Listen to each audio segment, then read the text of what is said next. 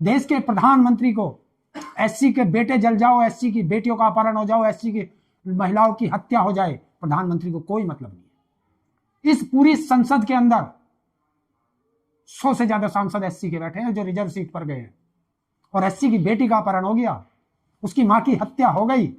कोई एक सांसद बोला हो तो मुझे बता दो जो एससी कोटे से वहां सांसद बने बैठे हैं। इनको वोट चाहिए, जनता चाहे मरे या जिए। उत्तर प्रदेश की विधानसभा में एससी के, उसी जाति के, उनके नाम पर सीट रिजर्व पे चुनाव जीत करके और विधायक और मंत्री बने बैठे हैं। हिम्मत है उनकी जो बोल जाए। ये गुलाम है जो नहीं बोलता, जो बड़ा बड़ा तिलक लगा के और भारत के वे हैं धर्माचार्य बने बैठे हैं। कहाँ है वे धर्माचार्य? कहाँ है वे धीरेन्द्र शास्त्री? कहाँ है वो दूसरा, क्या नाम था उसका, अनिरुद्धाचार्य? अब इनका धर्म आहत नहीं हो रहा, अब इनकी भावनाएं आहत नहीं हो रही। एक वो बैठा है राम भद्राचार्य है जिसे दिखाई नहीं देता, तो अब कह देगा मुझे तो दिखा नहीं कि हनुमान जी उड़े थे या रामचंद्र जी उड़े थे। देखिए, सबसे बड़ा सार था कि लड़की बरामद हो, और जब सरकार पर दबाव पड़ा, जो बताने वाले हैं, मुझे एक बीजेपी के समर्थक पार्टी के नेता ने ही बताया कि वो 9 तारीख की शाम को पुलिस ने बरामद कर लिए थे। अच्छा, पहले से उनके पास थे? पहले से उनके पास थे।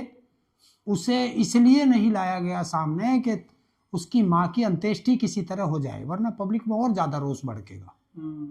अगले दिन जो है सभी राजनीतिक पार्टियों ने अपना जितना भी प्रदर्शन था वहां जाने की, उनको दुख में सांत्वना देने की बात हुई, तो राजनेता निकले।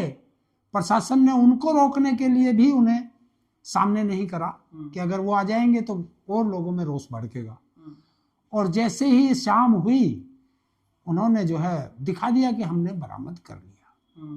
जो व्यक्ति गुड़गांव चला गया हो, जो व्यक्ति इधर दिल्ली घूम गया हो, फिर भी उन्होंने सिर्फ उसी लड़के को पकड़ा और लड़की को पकड़ा जो उसके साथ और लोग थे, इस घटना में इन्वॉल्व थे।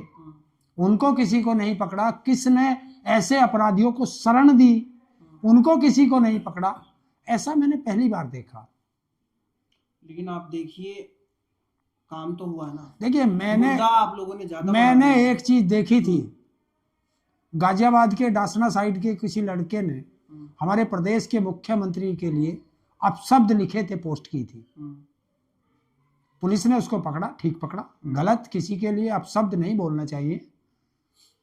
विरोधी हो सकते हैं, वो उस पद के विरोधी हैं, ना कि किसी के पर्सनल विरोधी हैं। और अगर कोई अपशब्द बोलेगा तो उसको सजा मिलेगी। मैंने देखा है कि वो जिसने वे अपशब्द लिखे थे, अगले दिन पता चला कि वो 2 सिपाहियों के कंधे पर आ रहा है, चल नहीं पा रहा है, उसके पैरों में इतनी ठुकाई की गई।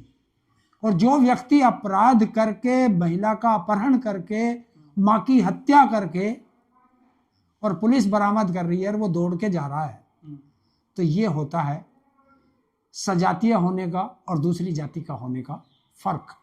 लव एंगल बताया जा रहा था। देखिए यार, लव एंगल था बताने के लिए, तुम कैसे बता सकते हो जब तक लड़की बरामद ना हुई हो? ये तो चरित्र हरण होता है।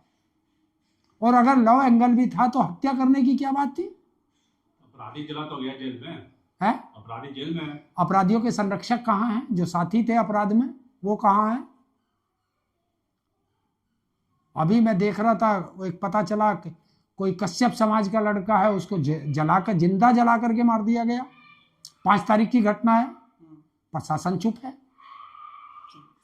तो इस तरह की जो घटनाएं होती हैं, ये घटनाएं होनी नहीं चाहिए। और अगर राम राज में कोई जिंदा जलता है, राम राज में बेटियों का अपहरण होता है और परिवार की हत्याएं होती हैं, तो ये दुखद है। सरकार को इस पे ध्यान देना चाहिए।